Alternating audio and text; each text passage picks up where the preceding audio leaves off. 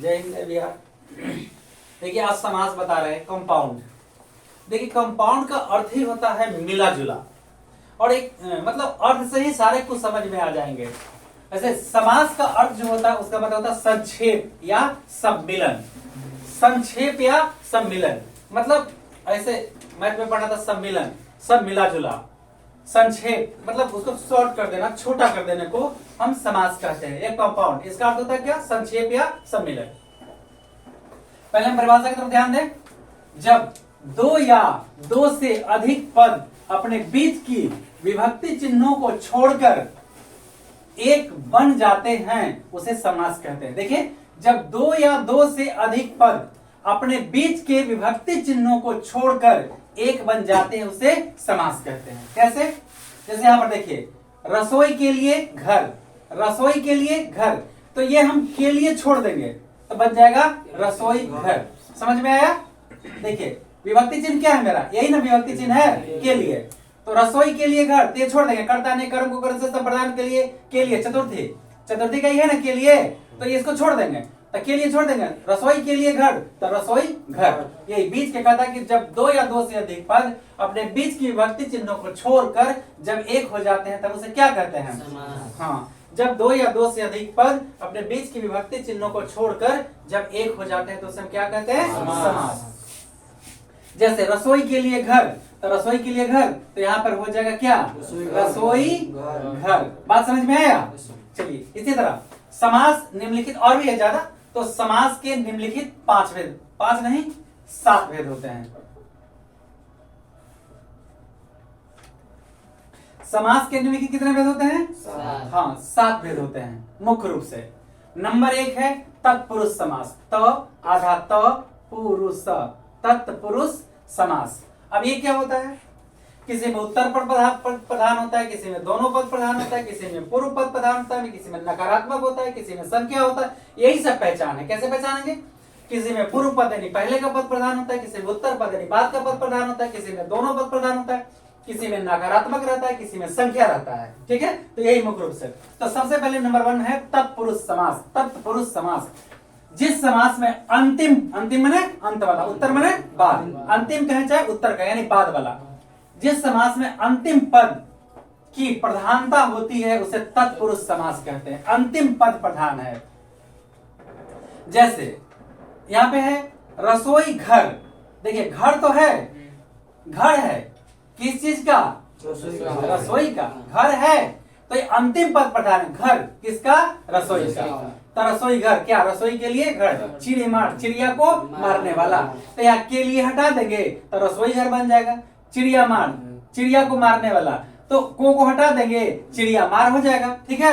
Pocket मार, तो pocket को मारने वाला, तो पॉकेट मारने वाला हटा देंगे यहाँ पे, तो यहाँ पर हो जाएगा क्या? पॉकेट मार। हाँ पॉकेट मार। देह चोर, देह से चोर मतलब जो काम नहीं करते उसको क्या कहते हैं? देह चोर कहते हैं। आप लोग है देह चोर? तो अपना पाठ याद करके आते हैं, होमवर्क बना के आते हैं। हाँ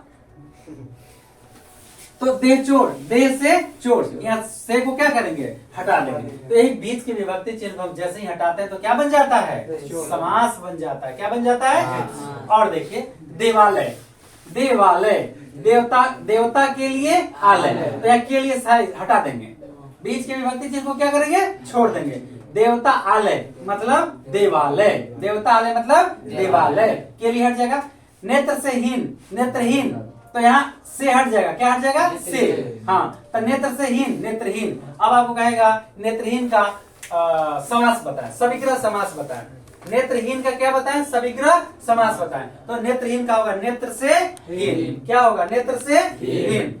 अब इसके बाद कहेगा देवालय का सविग्रह समास, सविग्रह समास बताएं। देखिए सविग्रह समास क्या होता है? देवालय देवता के लिए आलय, तो सविग्रह समास तो कहेगा देवालय का सविग्रह समास बताएं। तो देवालय देवता के लिए आलय, तत्पुरुष समास ऐसे लिखेंगे। देवालय कौन समास है? तत्पुरुष समास है। समझ में गया? ये हो गया सविग्रह।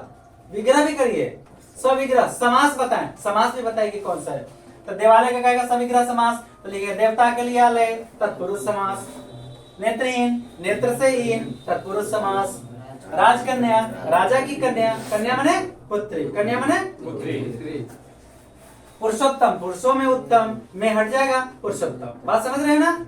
अब इसके बाद नंबर 2 आता है, और इसमें आपने क्या देखा, जिसका अंतिम पद प्रधान हो उसे तत्पुरुष समास कहते हैं। जिसका अंतिम पद प्रधान उसे तत्पुरुष समास कहते हैं। जैसे राजकन्या, कन्या तो है, मेन क्या है, कन्या, अंतिम पद क्या है, कन्या। किसका कन्या?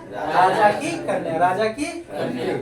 पुरुषोत्तम, पुरुषों में उत्तम है, किसमें? पुरुषों में। तो मेन मेरा पाठ क्या हुआ, अंतिम पद प्रधान उत्तम है, कौन भाई? पुरुषों में, है ना? तो जिसका अंतिम पद प्रधान उसे क्या कहते हैं? तत्पुरुष। जिस समास में अंतिम पद प्रधान उसे क्या कहते हैं? तत्पुरुष समास। इसके बाद दूसरा है कर्मधारय समास। कर्मधारय समास, जिस समास में पूर्व एवं उत्तर पद विशेष और विशेषण या उपमा उपमेय हो उसे कर्मधारय समास कहते हैं। विशेष और विशेषण, विशेषण पढ़े है ना? तो विशेष और विशेषण एक अलग चीज होता है, फिर हम बताएंगे। जैसे हम दे देते हैं वीर बाला, बाला, बाला है, क्या है? वीर है। देखिए, जिस समास में पूर्व और उत्तर पद में विशेष और विशेषण हो, तो यहाँ पे जरा ध्यान दीजिए, वीर जो है मेरा विशेषण है, समझ में ना? अब बाला क्या है? विशेष है। बाला माने लड़की, बाला माने लड़की, तो लड़की है, कैसा है? वीर है। या क्या कहा, पूर्व एवं उत्तर पद में विशेष और विशेषण हो, एगो विशेष हो, एगो क्या हो? विशेषण हो, उपमा या उपमेय हो, उसे कर्मधारय समास कहते हैं। ठीक है? जिस समास में पूर्व और उत्तर यानी पहला और अंतिम में विशेष विशेषण हो या उपमा उपमेय हो उसे हम कर्मधारय समास कहते हैं। जैसे वीर बाला, वीर विशेषण हो गया, विशेषता बता रहे हैं ना कि वीर है, और बाला कौन वीर है? लड़की, तो इसी का होता है वीर बाला। तो वीर बाला का समीकरण क्या होगा? वीर है जो बाला, वीर है कौन? जो बाला, बाला ने लड़की। नील कमल, तो नील कमल क्या है? नीला है जो कमल, तो यहाँ तो बता रहा है कमल क्या है? नीला। ठीक है? कमल नयन, नयन है किसका? कमल के समान, कमल के समान नयन। देख रहे हैं अंतिम पद की प्रधानता हो रही है ना इसमें।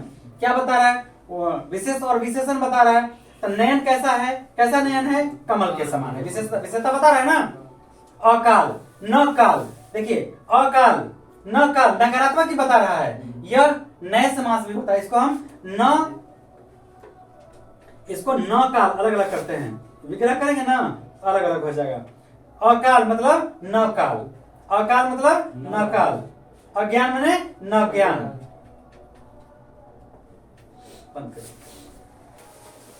देखिए अगला है थर्ड नंबर में द्विगु समास। द्विगु देखिए कैसे होता है, द इसमें व और ये द्विगु समास, आधा व है। ठीक है?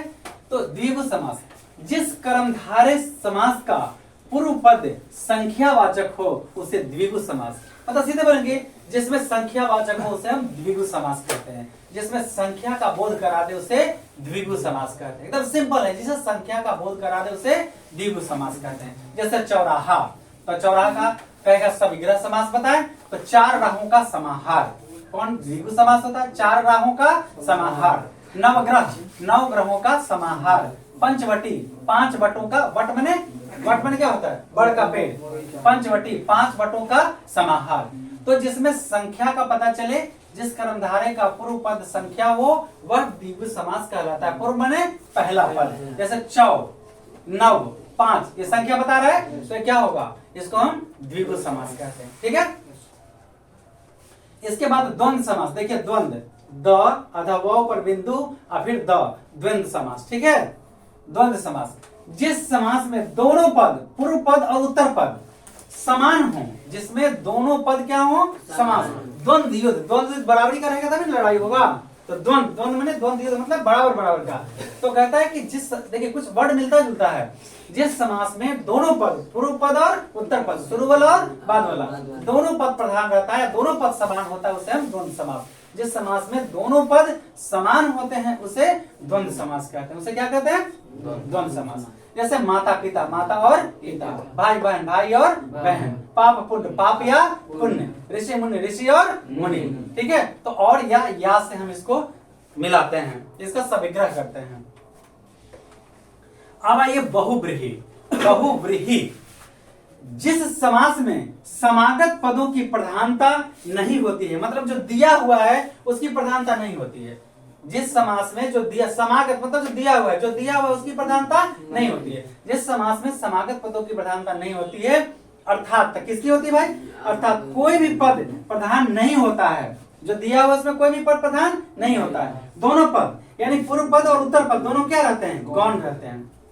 बहुब्रीहि जिस समास में समागत पदों की प्रधानता नहीं होती है, यानी दिया हुआ पूर्व पद और उत्तर पद में से कोई भी प्रधान नहीं होता है, और बल्कि अलग से आके एक अर्थ ला दे, बल्कि अलग से लाके एक अर्थ ला दे, उसको हम बहुब्रीहि समास कहते हैं। कैसे? अब यहाँ पे लिखा है चक्रपाणी। चक्रपाणी एक ही साथ है, चक्रपाणी, चक्रपाणी, ठीक है। तो चक्रपाणी का मतलब चक्र है जिसके पानी में, पानी मतलब हाथ, पानी माने हाथ, बिना पानी, समझ में आया? पानी माने हाथ, चक्र पानी, चक्र है जिसके पानी में वह कौन? विष्णु। किसके हाथ में चक्र है? विष्णु के हाथ में चक्र है। तो यहाँ चक्र पानी नहीं पता चला, न इसका पूर्व पद प्रधान है, न उत्तर पद प्रधान है, ये गौण है, न शुरू वाला प्रधान है, न बाद वाला प्रधान है, लेकिन अलग से लाके एक अर्थ ला दिया है। क्या लिखा है? जिस समास में समागत पदों की प्रधानता नहीं होती है, अर्थात कोई भी प्रधान नहीं होता है, दोनों पद क्या रहते हैं? साइलेंट रहते हैं, गौण रहते हैं। क्या रहते हैं? गौण रहते हैं। कहता अपितु बाहर से आकर एक अन्य पद की प्रधानता हो जाती है। कर्मधारय में क्या होता है? बहुब्रीहि में क्या होता है? अलग से आकर के एक अन्य पद की क्या होती है? प्रधानता हो जाती है। जो दिया हुआ है वो समागत पद की प्रधानता नहीं होती है, न पूर्व पद का ना उत्तर पद का, बल्कि अलग से आके एक अर्थ ला देता है, वो कर्मधारय क्या कहलाता है? बहुब्रीहि कहलाता है। जैसे चक्र पानी, चक्र है जिसके पानी में, अर्थात कौन? विष्णु। पीताम्बर, पीला है जिसके अंबर, अर्थात कौन? विष्णु। विष्णु का पीताम्बर है ना, पीतमयम्बरम यस्य सा संस्कृत में होता है। वीणा पानी कौन? सरस्वती। वीणा है जिसके पानी में, मतलब वीणा, वीणा समझते हैं ना, पानी माने हाथ, यानी जिसके हाथ में वीणा है वो कौन है? जिसके हाथ में वीणा? सरस्वती। चक्र किसके हाथ में? विष्णु के हाथ में। पीला किसका अंबर है? विष्णु का है। और चलिए त्रिलोचन। अब ये बात आप समझिएगा कि संख्या है तो ये द्विगु समास हो जाएगा। जबरदस्त झंझट है। संख्या यहाँ भी तो त्रि कहता है, लेकिन ये द्विगु समास नहीं है, ये द्विगु समास नहीं है, ठीक है। त्रिलोचन, तीन है लोचन जिसके, किसके तीन आंख हैं जी? शिव के। त्रिलोचन एक विशेष अर्थ लेके आ गया, तो जो विशेष अर्थ लेके आ जाए उसको कौन समास कहते हैं? और समझ में आ गया?